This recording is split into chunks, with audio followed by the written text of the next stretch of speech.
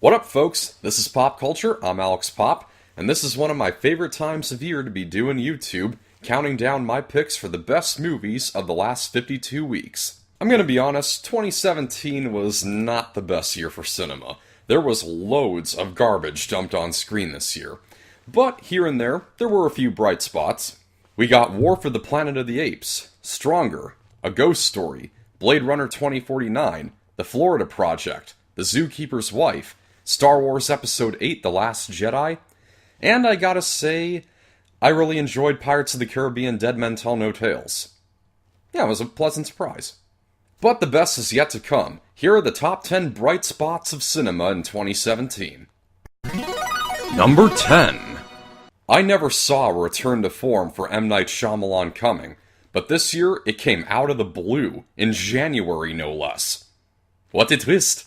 Split was miles better than anything Shyamalan brought out in the last 15 years. James McAvoy is stunning as he effortlessly shifts from one personality to another. Anya Taylor-Joy and Betty Buckley are also fantastic. It's original, it's chilling, there are moments that are actually intentionally funny. Split really caught me off guard. It's the biggest surprise of the year.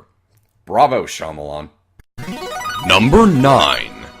After Dunkirk, it's safe to say that Christopher Nolan's winning streak isn't slowing down anytime soon. Yes, this movie is a little short on character, but it makes up for in just what a wildly immersive experience it is.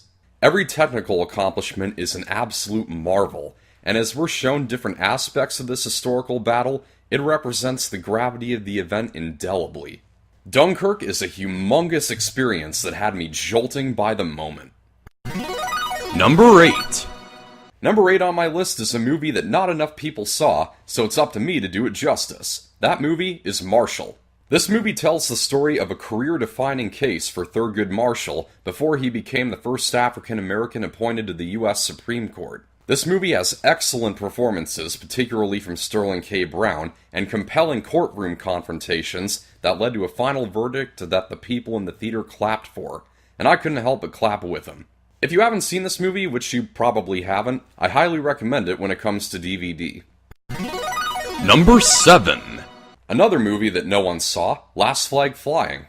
Like any Richard Linklater flick, the people and dialogue in this story are written to be so vivid and lifelike. Steve Carell, Lawrence Fishburne, and especially Bryan Cranston are all stellar as U.S. veterans reuniting, and throughout the movie, they share heartfelt moments of humor and grief. Last Flag Flying is a pleasurable road trip movie and a good tribute to soldiers living and deceased. Richard Linklater has still yet to disappoint me. Number 6. Number 6 on my list is the number 1 movie of the summer, Baby Driver.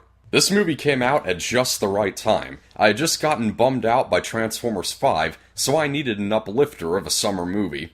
And along came this energetic and stylish romp that boasts one killer of a soundtrack. I know I'd get along with the lead character well. That part in the movie where he starts the song over so he can sync it up with what's happening, that's just something that I would do.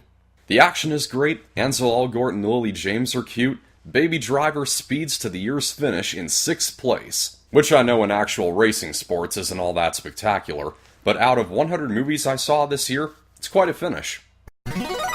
Number 5. The movie that really put the X in X-Men.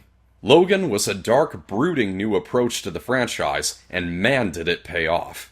Hugh Jackman and Patrick Stewart blow their previous acting efforts in the X-Men franchise out of the water, while newcomer Dabney Keane also really sells her performance. The action is fantastic, the characterizations are deep, and ultimately, Logan is the perfect send-off to the Wolverine character, and he delivers one haunting last line. And that Deadpool short was pretty funny. Number 4. Darkest Hour really works as a companion piece for Dunkirk, detailing the politics behind that event, as well as the decisions made by one of the greatest world leaders ever known. Darkest Hour may be Gary Oldman's finest hour, as his prophetic transformation into Winston Churchill is amazing, and his performance may be the single best of the year. This movie pays respect to Churchill's persistence and valor, and his amity with the people of Britain. It's inspiring, at times very funny, and quite a redeemer for Joe Wright after Pan. Number 3. Taylor Sheridan is making a career out of movies about rough places in America, being the writer of Sicario and Hell or High Water, and now is the director of Wind River. This movie is a compelling character piece with brilliant performances. Jeremy Renner has never been better. And as part of the story is an eye-opening expose on violence against Native American women. This movie makes a bold claim that little has been done to address the issue, and according to the research I did after seeing it, nothing seems to be refuting it. So Wind River is quite a haunting film. Like the cold of the harsh winter, it leaves a chilling sting. Number 2.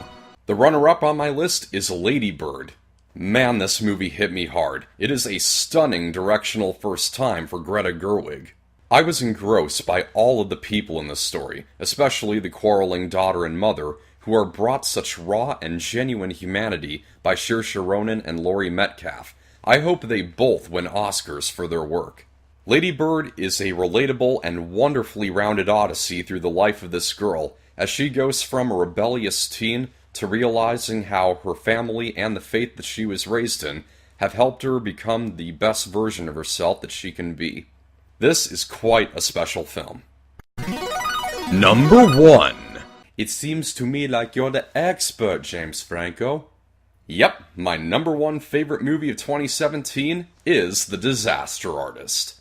As a huge fan of the staggering ineptitude of The Room, I had such a great time with this movie.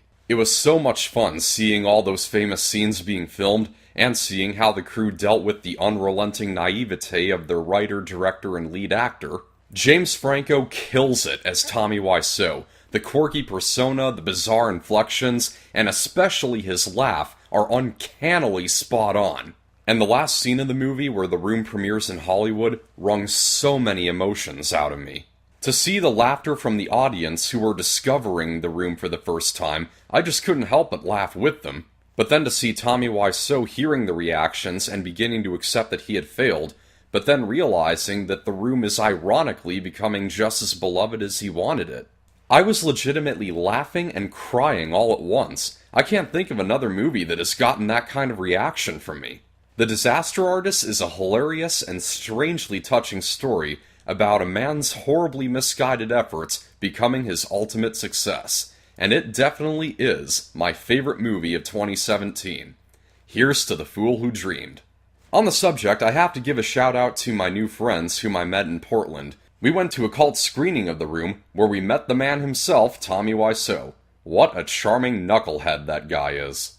And then the 5 of us met up again 2 weeks later for a special event with Greg Sestero, who shared his and several other crew members' amusing stories of working with Wiseau. And the next day we topped it off with seeing The Disaster Artist. Stella, Rachel, Cody, Alan, if you guys are watching this, thank you for being my movie-going companions while in Portland. It has been great fun, you guys are the best. I'm looking forward to meeting again when Best Friends comes to Cinema 21. So that about does it for my favorite movies of the year. You might have noticed that a lot of these movies I didn't review. Sometimes I get tired, sometimes there's too many movies out at once. But this year, I'm starting fresh, and I'm going to bring out as many reviews as I can as early as possible. In fact, that's my New Year's resolution. And stay tuned for my countdown of the top 10 worst movies of 2017. That's a wrap, thank you for watching, I hope you enjoyed this list, and be sure to let me know what your favorite movies of the year are. Like if you liked, subscribe for more. This is Pop Culture, I'm Alex Pop.